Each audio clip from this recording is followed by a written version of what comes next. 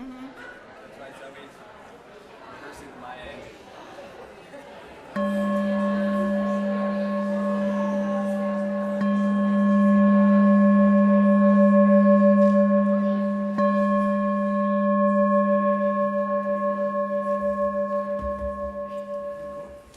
Oh, not yet. Wait a minute, wait a minute, wait a minute. Wait. Not yet.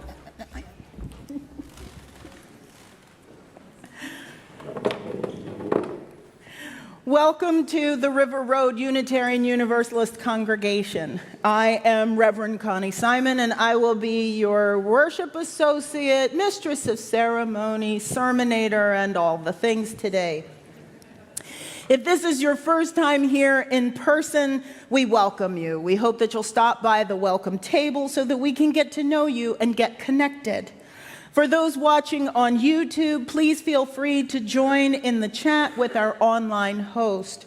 If you're watching this at a later date and you have questions, please reach out through our website. There are a few announcements that I'd like to share before we begin. The most exciting news is that we can now walk on the fellowship hall stairs again. Woohoo! Thank you to staff and vendors for all of the hard work in this floor project. The Path to Belonging classes that you've been waiting for. Today is getting involved at RRUUC. Come to room 32 at 11:15 to hear from enthusiastic congregants who would love to help you connect. The first game night of the new congregational year is next Sunday, September. Today! Wow. Okay, it says next Sunday. Today in the Fireside Room. Game nights are for everyone, not just families with kids. Drop in anytime between 4 and 8 or stay for the whole time. And if you like, bring your favorite games to share or some food or beverages for the potluck table.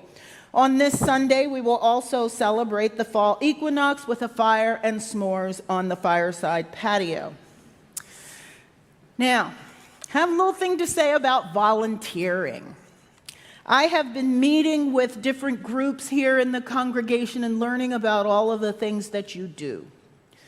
And one that amazes me without end is the bazaar. Every year there's a bazaar that's like a huge rummage sale or a terrific large-scale thrift store. It raises important funds for our congregation. This year the bazaar will be on November 16th. It takes all of us working together to make it happen. And along the way we get to know each other better, have fun, and raise money. I mention this today because now it's time for you to decide what part you'll play in the bazaar this year. There's something for everyone, and we're counting on everyone to make it a success. Last year, I'm told that a number of families and groups of friends volunteered together. Having young people engaged is a great opportunity for them to put UU values into practice and to offer an opportunity to live their values while building community. That's true not just of young people, but of adults as well. And did I mention that it's fun? Helping at the bazaar is a great way to get to know people and deepen relationships within this community that means so much to all. So consider how you want to serve. Here are some options. You can transform this sanctuary into a room with housewares and more goods than you would imagine possible. You can be a security guard or check bags so shoppers can find even more treasures. You can join the communications team, help out with one of the sales departments, figure out how to recycle more goods that won't sell up front, help with the job of taking down all the departments and transforming the building back from a shopping mall to the place that nurtures our souls and our hearts. For over 60 years, RRUUC has been providing this service to the community and to each other. Please go to the information table booth in the fellowship hall to sign up today. Details about the bazaar and all of the other programs happening at RRUUC can be found on the website at rruuc.org.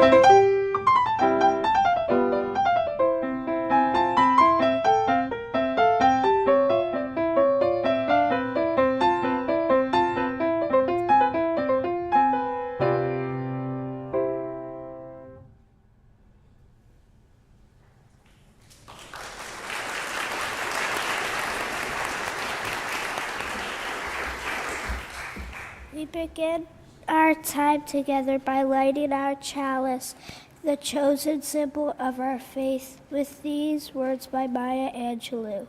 We are weaned from our timidity, In the flush of love's light, we dare be brave.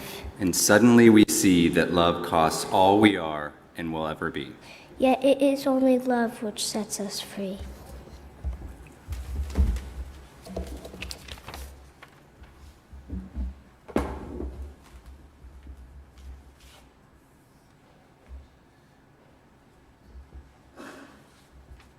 Thank you, Adam and Zoe.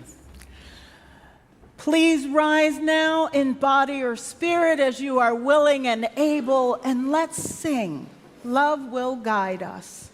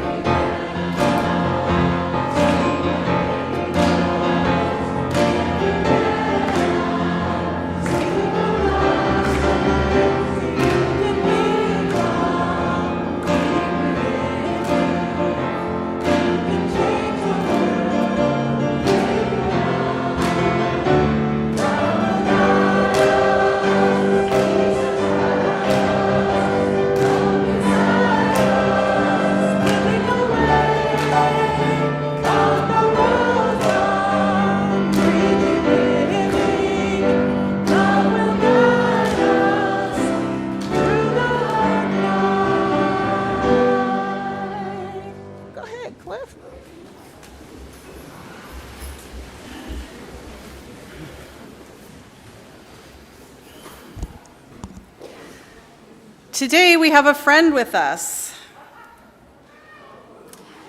This is Jay Jetpig. Their pronouns are they, them. Jay is a Unitarian Universalist piggy. And look, they even have this fun jetpack. Jay Jetpig loves thinking about what it means to be a UU. And they're looking forward to being with us today to help us remember something very important.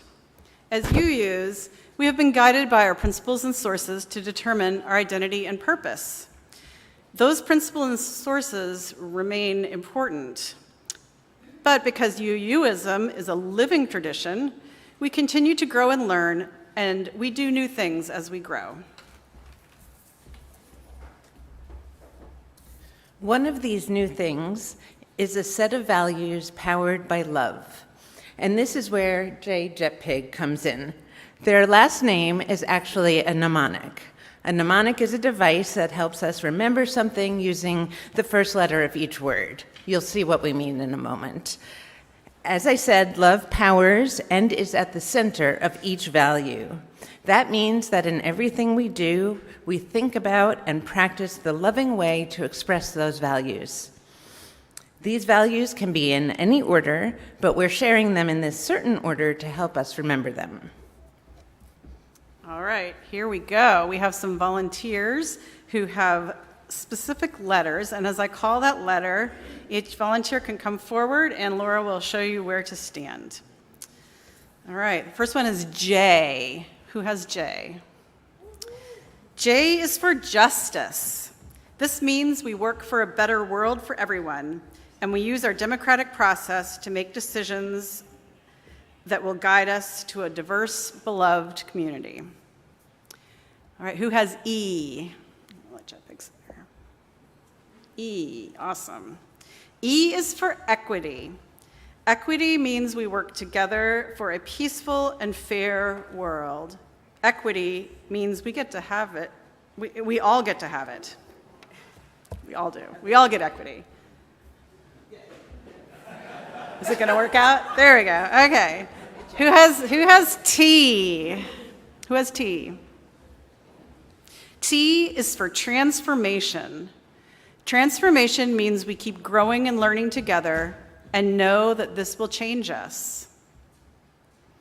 P, who has P? P is for pluralism. Pluralism means more than one way.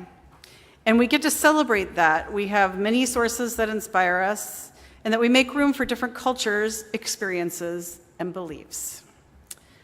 I, where's I? I is for interdependence. Interdependence means that we are all connected, people, creatures, and our planet, and we honor them all by taking care of them. And last but not least, G. Where's our G? Here it comes. G is for generosity. Generosity means that we have giving hearts, that we share what we have, and that we practice being grateful. These are 6 values that we can hold close and rely on to guide us as we navigate through all aspects of love. Let's review to see if you remember.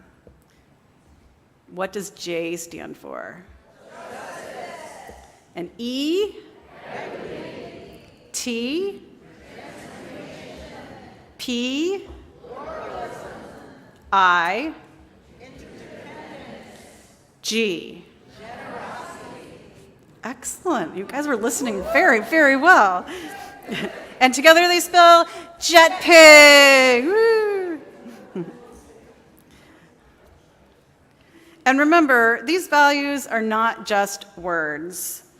We need to live them every day and never forget that each one is powered by one thing: love.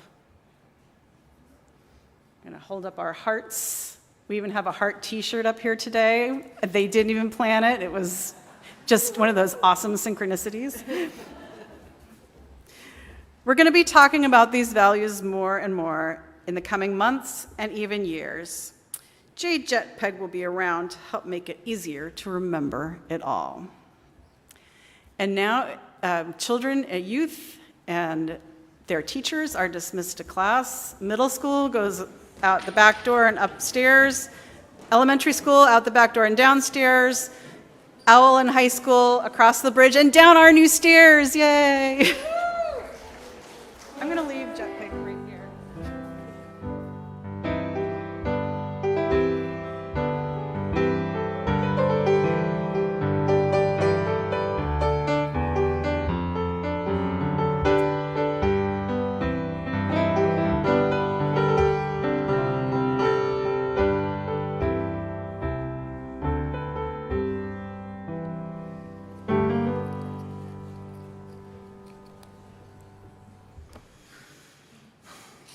Love is at the center.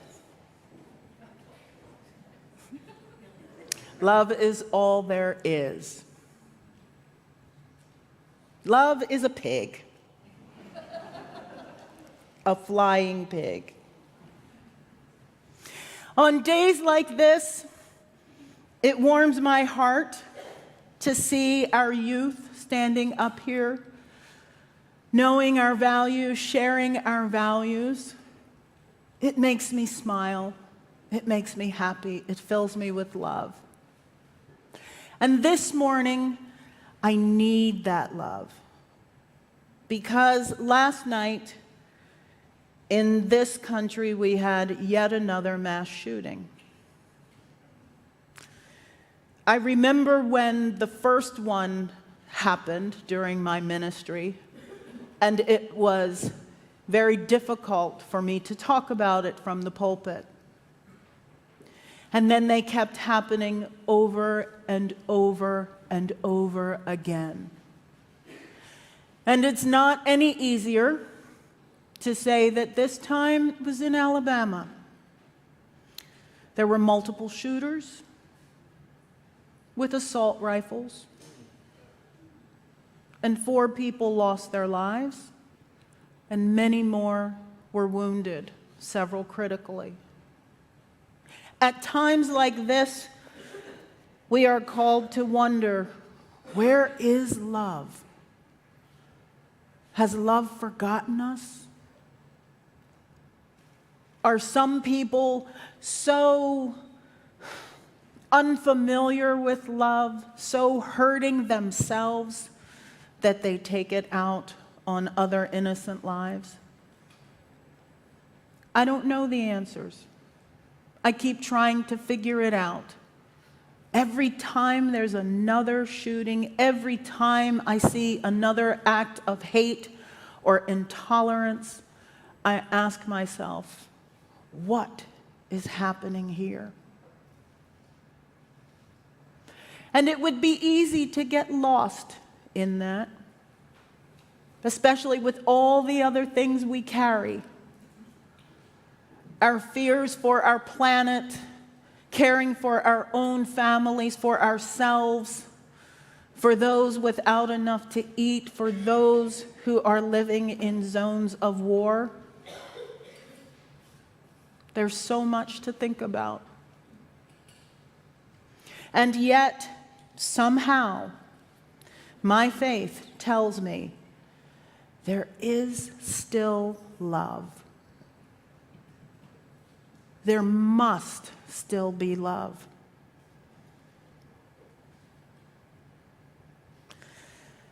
Please join me now in a moment of silent meditation, reflection, or prayer, after which we will sing, "There is a Love."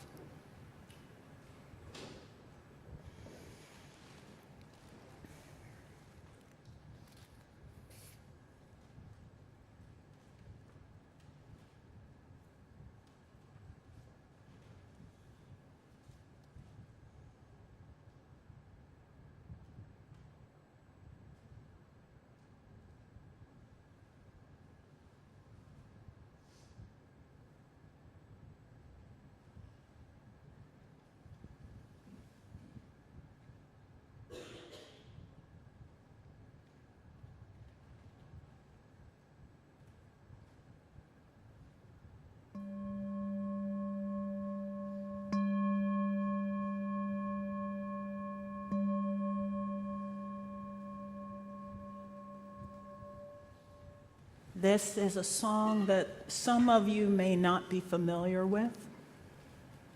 It's pretty easy to catch on. I'll teach you the first verse, and afterward, I invite you to join in.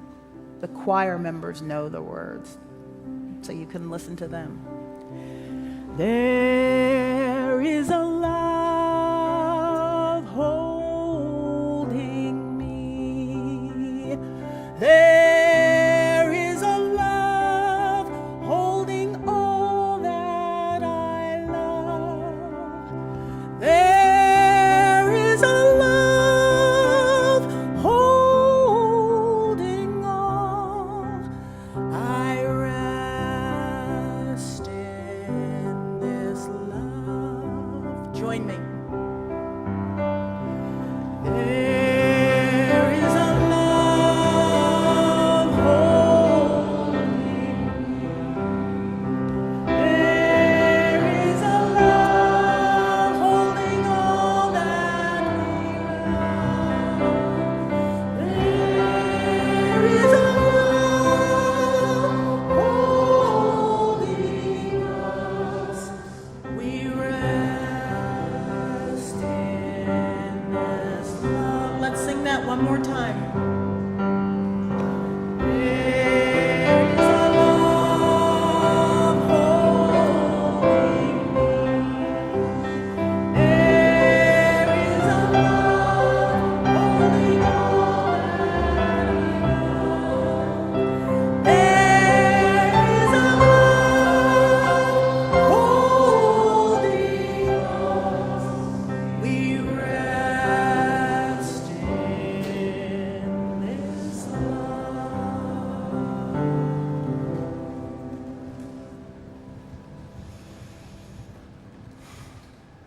May it be so.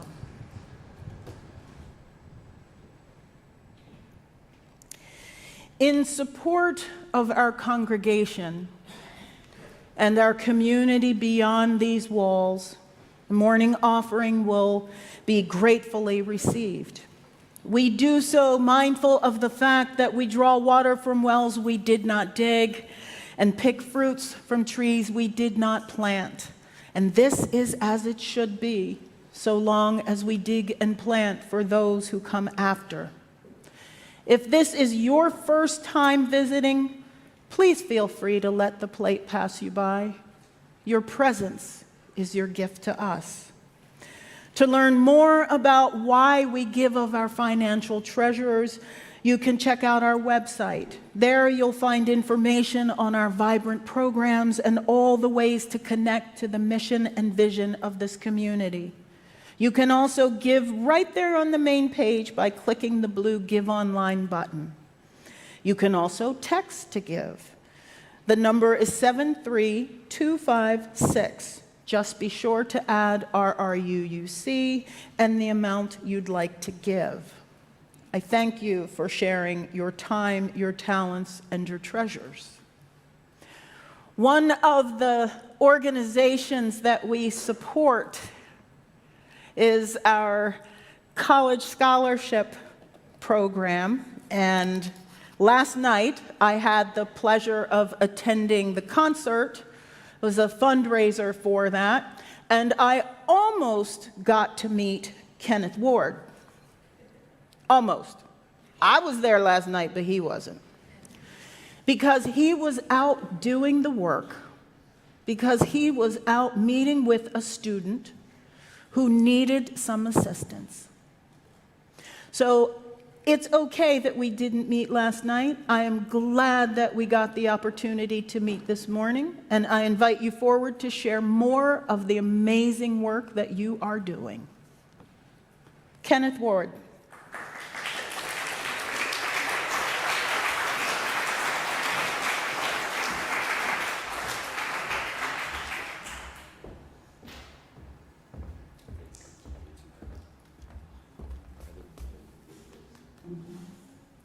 Good morning. I think there's a video they're going to play, and then I'll say a couple of words, but just know that I am so honored to be here. I was trying to find a quote by Dr. King that he talks about we're all a part of this single garment and what affects one affects another. And I don't want to butcher the quote, but I couldn't get internet service, which might be a good thing, right? And then I just started thinking about the words of one of my favorite songs by Stevie Wonder. And he talks about the world being in need of love. Today, don't delay, send yours right away. And it's just so powerful because when I came in this morning, there's a million things running through my mind. As I drive here from Southwest DC, it's a lot of crazy drivers.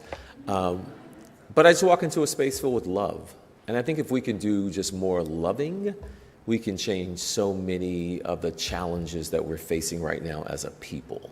And I'm not here to preach this morning, that's not my job, but I'll listen to the video and then I'll share with you about the amazing work that you're helping us do through your love of community. So thank you.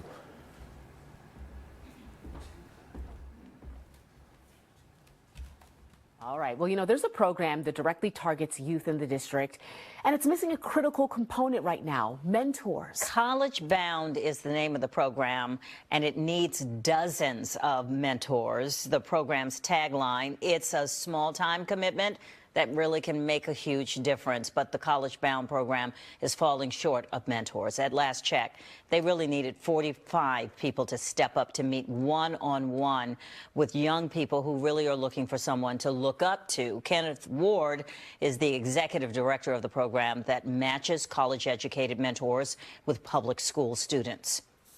Kids this, the kids do this. Yeah, there are some people who are doing some crazy stuff in the city. They're robbing, they're doing crazy stuff, but there are a lot of kids who are doing really great stuff, and the adults aren't stepping up. And the fact remains that DC is one of the most college-educated cities in the nation. I think 63% of the adults in the city have a college degree, a bachelor's degree at least. And so the students aren't necessarily a problem. I think that the adults need to step up. Now, mentors meet once a week for 2 hours at one of 7 locations around the city. It's a way to build trust and a lasting relationship with a young person that really can have an impact. So for more information, head on over to collegebound.org. All right. Well, there's a program that directly targets youth in the district, and it's missing a critical component right now: mentors. Thank you. I'm always just amazed when I see myself on screen because I think I'm really handsome. So I'm grateful to be here, just really thankful to be here. And a couple things I want to talk about is the need, obviously. And she talked about the violence last night that happened where some lives were taken. And I, unfortunately or fortunately, I'm on Nextdoor. And I watched a video on Nextdoor this morning as I was prepping. And the video showed 2 young men kicking in a door, going inside a home in Southeast, killing the person inside. And they're asking for people to help identify the folk who are kicking in the door and who committed the murder. And the thing that I just keep thinking about is they're not my kids. Like, they're just not my kids. That's just not what my kids are doing. The kids that I work with, they're not perfect, but that's just not the decisions that they're making. They make some other bad decisions sometimes, but that's not what they're doing. And I think about this need to serve and to serve more students. And with that, I'm just really thankful that this year we're opening up an 8th site. We have 7 sites. We're opening up an 8th site in the office where my building is. It's the historic M Street School, which is the precursor to Dunbar School. And the M Street School was the first public high school in the nation for Black students, and it's right here in Washington, D.C. So we're opening a site there this fall. We need mentors. Right now, we probably need about 10 mentors, so we've done a great job of recruiting mentors. Again, D.C. is one of the most college-educated cities in the country, and the disparities are real. And so what we're trying to do is to make sure that this college completion is a reality for our students. I'm encouraged, and when I come here, it's certainly encouraging. But I'm encouraged because we graduate 100% of our students from high school. We have a 100% college acceptance rate. Yes. And I remember when I came on board, I took this job about 12, 13 years ago. I used to be a DC teacher, so I taught school in DC for 15 years, and I've been to the funerals. But I've been to the graduations, and the graduations are sweet. Like, I love marriages. I love graduations and marriages, right? But this craziness happens, and what I know is that there's so many students in the city who need supports, and we provide those supports. And I had a donor who once asked me, she says, well, you're sending these kids to college. How many are graduating? We're graduating over 70% of our kids from college, over 70%. The data says that DC students, less than 20% of them are graduating from college. We were doing a session the other night with parents and students. One of the parents is on the State Board of Education, and he yells out, no, it's 17%. So only 17% of the kids from the city who go to college are predicted to graduate in 6 years. We're graduating over 70%. So we're doing something that's working. And what I believe is we're building community. There's a group some of you may be a part of called Many Hands. Many Hands is a giving circle. About 10 years ago, they gave me $100,000. It changed our organization because we launched this virtual mentoring program, which is why I was in Norfolk yesterday. The idea with Many Hands is that they come up as 100 women, and I think it's more than that now. They all give $1,000. They find high-performing nonprofits like College Bound, and they donate $100,000. And it transforms us. Our budget is $1.2 million. We give over $250,000 every year in scholarships. So 20%, almost 25% of what we raise goes towards scholarships. And so what we did with this virtual mentoring program is, because I'm first generation, I had a full scholarship to go to Chapel Hill. Someone in the room noticed in the interview over my left shoulder there was the old well. I'm a Tar Heel. And I went to Chapel Hill. There's this full scholarship, but I didn't know what to do. I didn't know what a prerequisite was. I didn't know what a co-requisite was. I had an opportunity to study abroad in Togo at the University of Lomé. I mentioned it to people. They looked at me like I was crazy. And so one of the things I do now is I take students abroad every year. We do a study abroad trip to Ghana every year for about 10, 11 days. Those students are coming back. They're doing study abroad in college. I have a student, Jordan, who's at Chapel Hill. She just came back from France, Spain, England, and then she went to Italy this summer on a semi-scholar program through Chapel Hill, taking advantage of opportunities that I didn't take advantage of when I was in Chapel Hill because she has a Mr. Ward in her life. I went to visit Jaden at Norfolk State. He's first-generation college student. I love this kid, but he doesn't have the supports that he should have, and I'm trying to make sure that he's off to a good start. He's off to a good start. While I'm there, I connect him with Nigel, who's in his second year there. Nigel's a little more savvy, but Nigel's also a little distracted. So we have dinner Friday night, we have brunch yesterday, and as I'm leaving the city, coming back for the concert last night, my spirit said, you have a student at Hampton that you need to connect with because her grades last semester were not very good. I went by and spent a lot longer with her than I had planned, which is why I missed the concert last night. But I'm really glad I sat with her and I listened to her. And she shared that first semester of her freshman year, her aunt had passed. She suppressed that. She did really well first semester. Second semester, that loss impacted her. And her grades spring semester were not that great.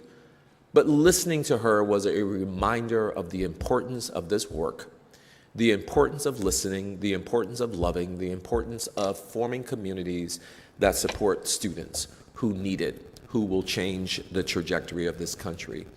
Seeing your children today come up on stage is a reminder of the privilege that some of us enjoy, but also when I see on the screen that there is this idea of going beyond your greed to giving unites us. You get it. I don't need to preach to you. CollegeBound can certainly use your financial support. You can visit us at collegebound.org. You can certainly support the scholarship fundraiser. That money goes to great use. I was pointing out that one of the students in that shot of the three young ladies in the middle is Antoinette. She's one of your scholars. She's at Georgia State. She's going to do really well. Salome, who's at North Carolina A&T, I went to visit her. She's going to do really well. So you have some students that you're supporting. They're going to continue to make us proud. Kyler is the third student that you're funding a scholarship for this past year. He's down at Florida A&M University. I'll go and visit him in a couple of weeks. That's the work that we're doing. And when I say we're doing, that includes you. So I thank you for your continued support. We launch our program tomorrow, and it will be nonstop for the next 8 months. We have 8 site locations, 2 on Monday night, 3 on Wednesday nights, 3 on Thursday nights. If you're interested in volunteering, please let us know. Chris Ladd, who's here, has been a great asset to us. She's one of our college coaches over at the site on Thursday nights. So if you're interested in doing anything, let us know. It doesn't have to be the commitment of coming out one night a week for 2 hours. There are lots of opportunities. I need folks to help me fundraise, data entry, social media. If you can think about it, we can probably use your help doing it. I know a lot of you are retired, and I think that you have these life experiences that you are just letting waste by sitting at home, not give maybe someone. But we welcome volunteers as well. But again, I come just saying thank you. Thank you so much for supporting this life-changing work. We will continue to work together as a community to make you proud and to see that your work is not in vain and that everything that you give to us, we give back to you. So thank you so much for having me this morning. Thank you.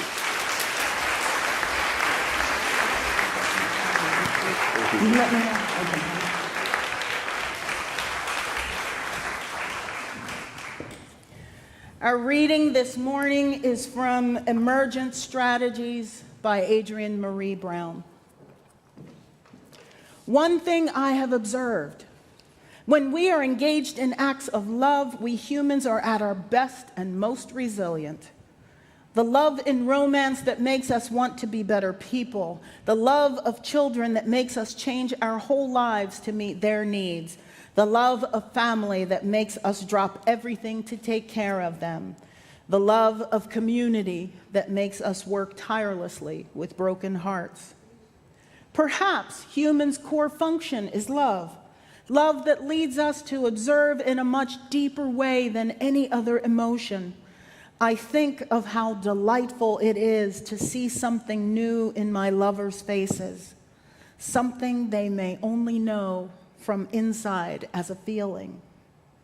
If love were the central practice of a new generation of organizers and spiritual leaders, it would have a massive impact on what was considered organizing.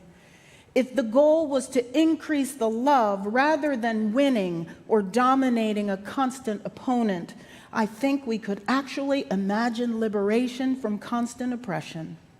We would suddenly be seeing everything we do, everyone we meet, not through the tactical eyes of war, but through eyes of love.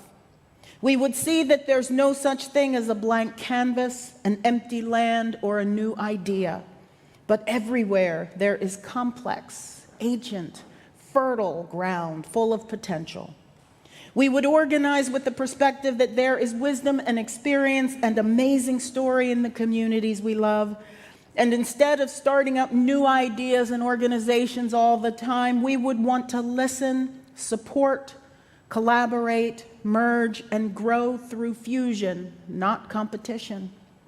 We would understand that the strength of our movement is in the strength of our relationships, which can only be measured by their depth. Scaling up would mean going deeper, being more vulnerable, and more empathetic.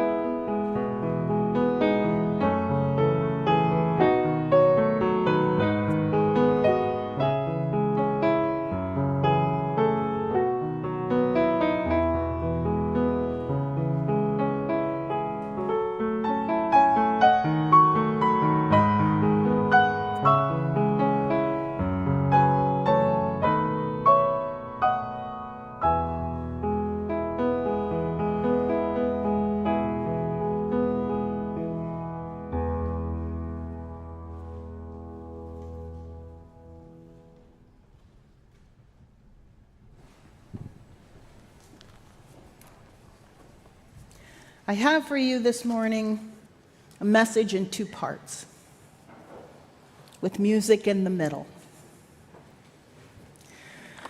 Part one, the big picture. There are concepts or words in modern language that have been so overused that they've lost their meaning, like awesome, hero, and epic. They've become cliche, stripped of their impact, stale. For some, love is becoming one of those words. We use it freely and indiscriminately and, well, carelessly sometimes. I'm fascinated by language and strive to write and speak well and effectively, to use words in a manner that communicates exactly what I mean. But even I catch myself using love incorrectly and ineffectively all the time. I love tennis. I love your shoes. I love, love, love ice cream. These things are all really nice, but I don't love them. Love is the ultimate abstract concept. An abstract concept being one that exists in theory or as an idea. It doesn't have a physical body or a referent, nor does it exist at any particular time or place. Love, freedom, justice, they're all abstract concepts that have existed as part of the human experience for thousands of years, yet you can't point at an object and say, there is love. Or can you? There are lots of ways to think about what love is. When we honestly say we love something, we're usually referring to one of the 4 types of feelings identified by the ancient Greeks: storge, philia, eros, and agape. Storge, or familiarity, is a pure unconditional love. It refers to natural affection, like the love among siblings or the love a parent feels for a child. We don't choose the object of our love. We just love them. Philia is a platonic love, like the love you have for your best friend. Even though it's platonic, it's still a very strong bond. It's deliberate. It's chosen love. It can turn into something more, but it doesn't have to. Like Philadelphia, the city of brotherly love, or as those of us from the area say, brotherly love and sisterly affection. In this instance, it's used more in the nature of camaraderie rather than as actual siblings. Philia can also refer to a special attraction or preference for a certain type of thing. For example, logophilia, the love of words, or bibliophilia, the love of books. This kind of love is more than a hobby, it's an obsession or a passion. So maybe I really do love ice cream. Next, we have eros, that physical, passionate, emotional, sexual love. It makes your heart beat faster. It makes your palms sweat and your breath come quicker. I probably don't need to say anything more about erotic love. You get the point. And this isn't that kind of talk. Then lastly, there's agape, a divine love demonstrated by behavior toward others. This is the truly selfless love we have toward our fellow beings, not because of our familial relationships or because we find them physically appealing. We might not know the person or even be aware of their existence. This kind of love is care for our fellow beings. It's that feeling in your heart and soul that compels you to contribute to College Bound or to relief funds for disaster halfway around the world. It's the kind of love that calls you to help those that live in a place that you've never even heard of. Agape is a love for others simply because they exist. We need all forms of love, but today we're going to focus on just one, the love that we need to survive. And to begin that reflection, I'd like to invite the choir forward to share with us a musical blessing.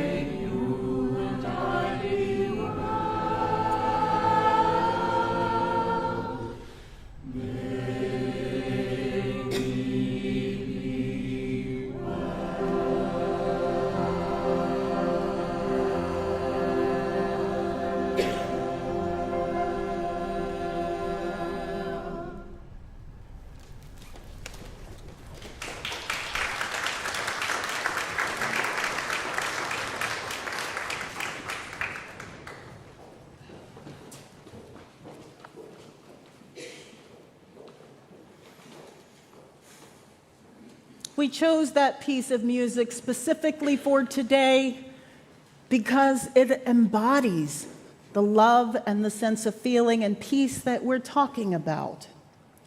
This love that is at the core of our Unitarian Universalist and Unitarian Universalist traditions.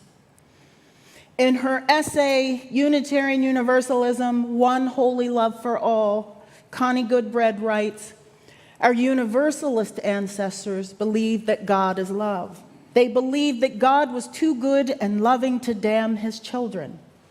They believe that all people are saved by the grace of a loving God and destined to go to heaven. Our Unitarian ancestors believe that God is one, not three. They believe that God is infinitely complex and the human mind too finite to fully grasp that complexity. Therefore, no human division of God, such as the Trinity, could be accurate. From that foundation, both Unitarians and Universalists held love as a core tenet of their faith. We see this in the social gospel movements of the early 19th century.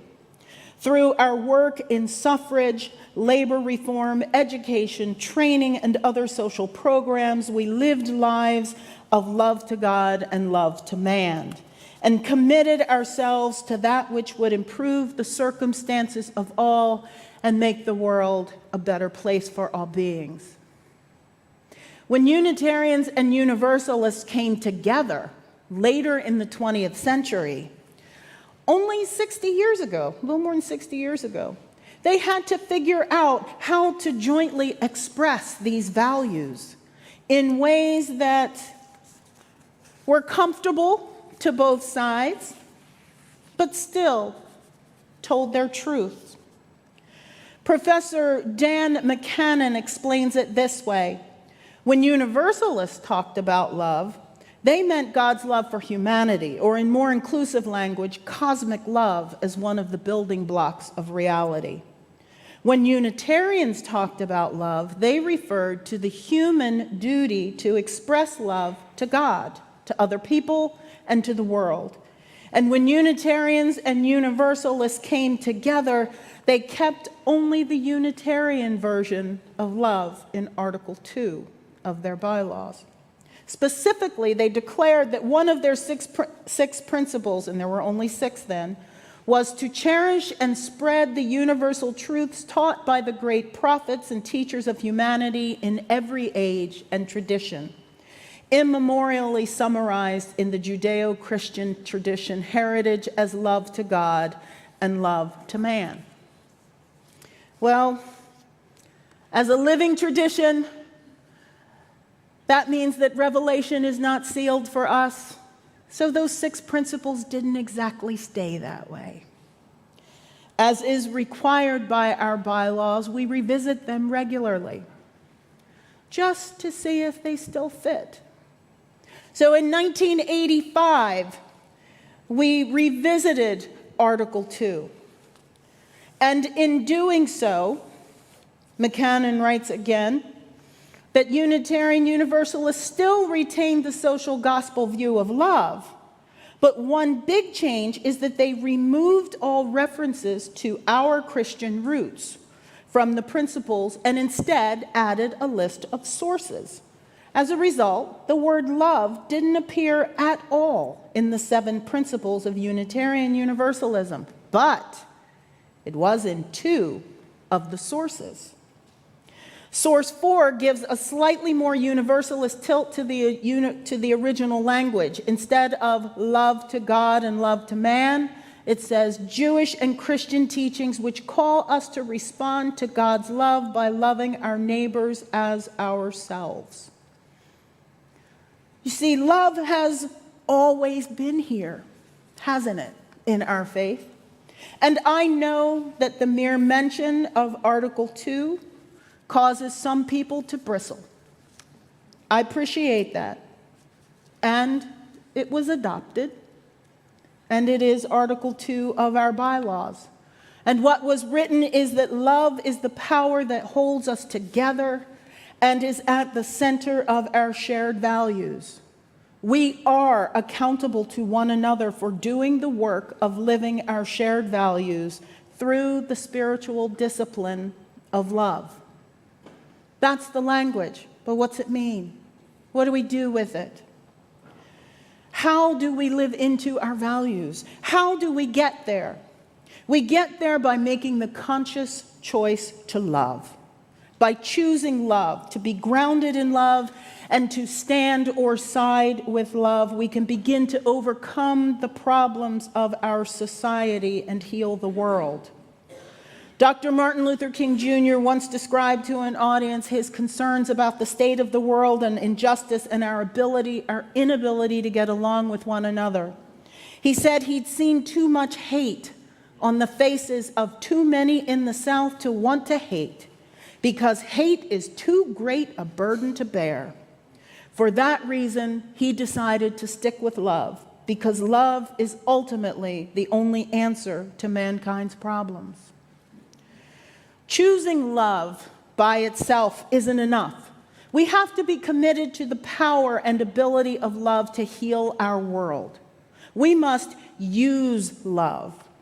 Mary Baker Eddy, the founder of Christian Science, wrote, "Love is not something to put upon a shelf, to be taken down on rare occasions with sugar tongs and laid on a rose leaf. I make strong demands on love, call for active witnesses to prove it, and noble sacrifices and grand achievements as its results. Love cannot be a mere abstraction or goodness without activity and power." Amen. We must commit to love. David Truman tells us to do it one step at a time. He says, just as world hunger is solved one child at a time, people are healed individually, one by one. So just as we will not end world hunger en masse, and will do it one by one, so too will we end love. End love starvation. Sorry about that. If we are to heal the humanity, we must commit our love and focus it. Love someone and heal that one. Then that one will love and heal someone else. The chain will continue to infinity, and we will build a network of love that will extend far beyond ourselves.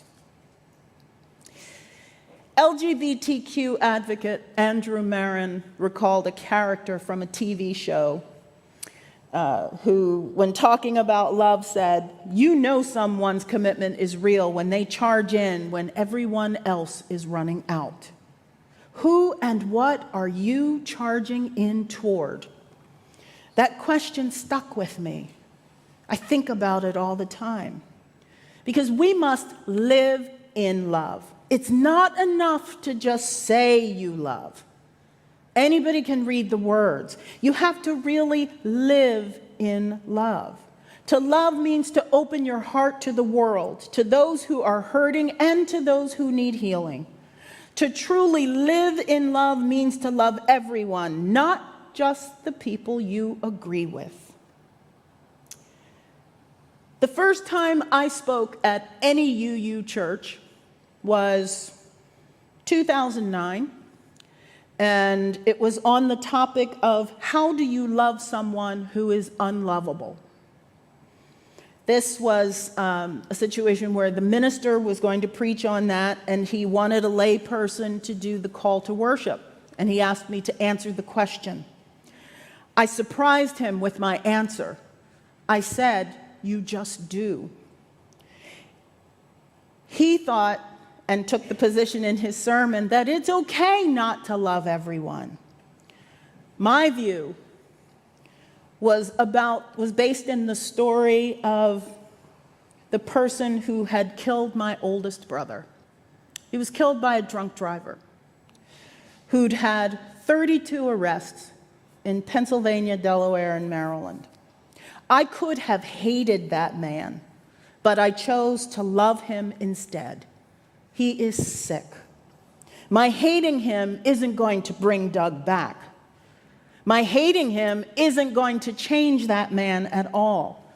So instead, I chose to love him as a child of the universe, albeit a broken and wounded one who had caused me immense suffering. Love is indeed the most powerful force in existence. When it's turned inward, it can transform us. Gary Zukav says, love grounds you, it orients you, it opens your heart, it settles you. When it's turned outward, it can transform the world. Love is a limitless force that is bigger than we small humans can even imagine. It has the power to heal all wounds, to calm all fears, and soothe even the most savage rage. Love can transform strangers into friends and enemies into siblings. Love is a goal, a feeling, something to strive for. It's a power beyond measure. In the words of Gandhi, the day the power of love overrules the power of hate, the world will know peace. And isn't that our goal? Peace and the justice and equity that goes with it? So I share with you these words from Glenn Thomas Rideout, from his essay, Behind the Shade. Let love guide us. Let love lead the way. For when we strip away the extraneous, when we cut to the core of who we are and what we believe, it's love that remains. It's love that will guide us. It's love that will lead us toward a more just, compassionate, and liberated world. So, prophetic church, he writes, the future awaits. When will they hear back from us? And what shall we reply?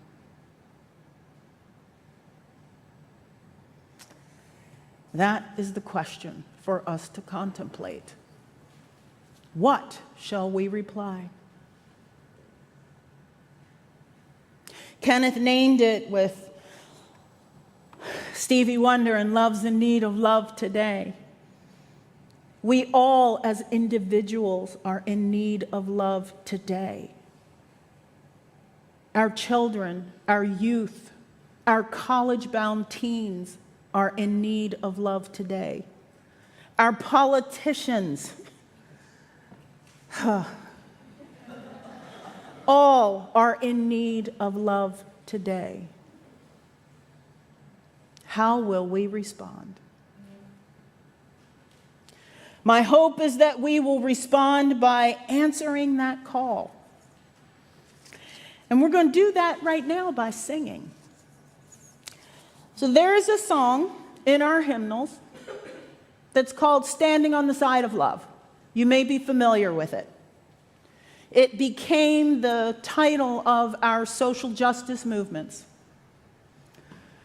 And one day at a General Assembly, Reverend Julian Soto said to Jason Shelton, who composed the song, I can't stand on the side of love. Julian's in a scooter. How is it that our principal justice organization strategy privileges those who can move on their own 2 feet? And in response, the song was changed. It is now answering the call of love. Congregations were given stickers that they could put over the pages in their hymnals. Some did that, some did not. But still, that is the song we are about to sing.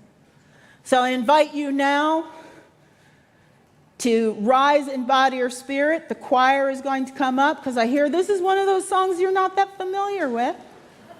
And we're going to sing it together.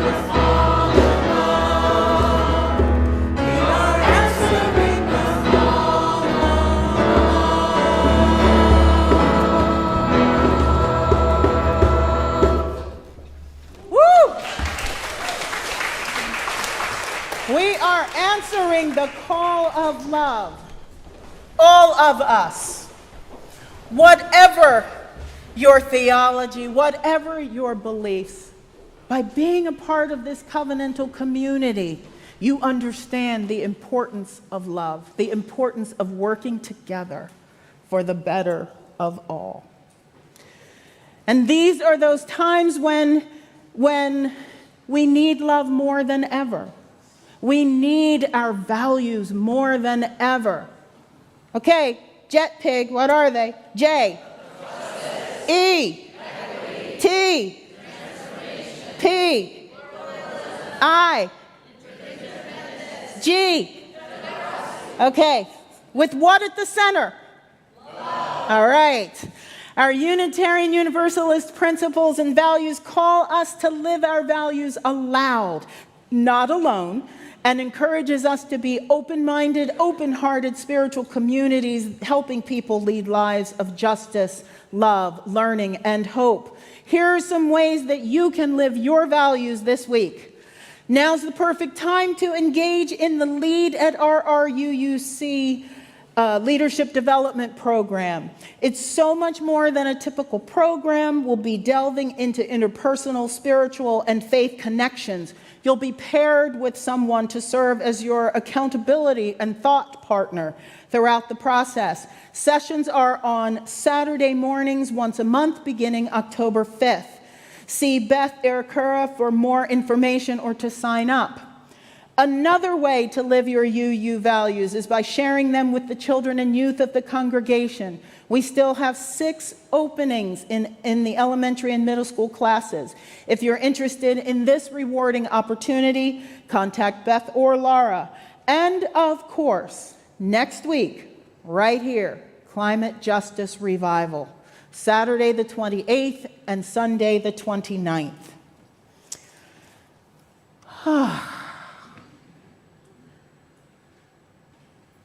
It is good to be together. And as is our tradition, when we are about to part, we extinguish our chalice.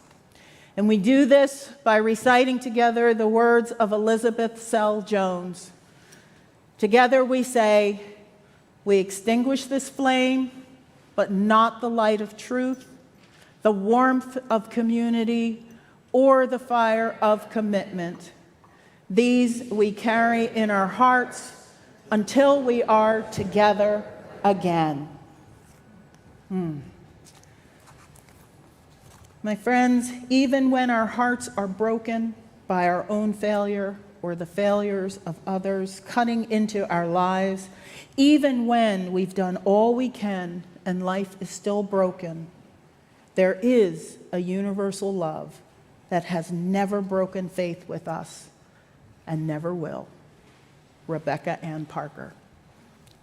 Thank you, and go in peace.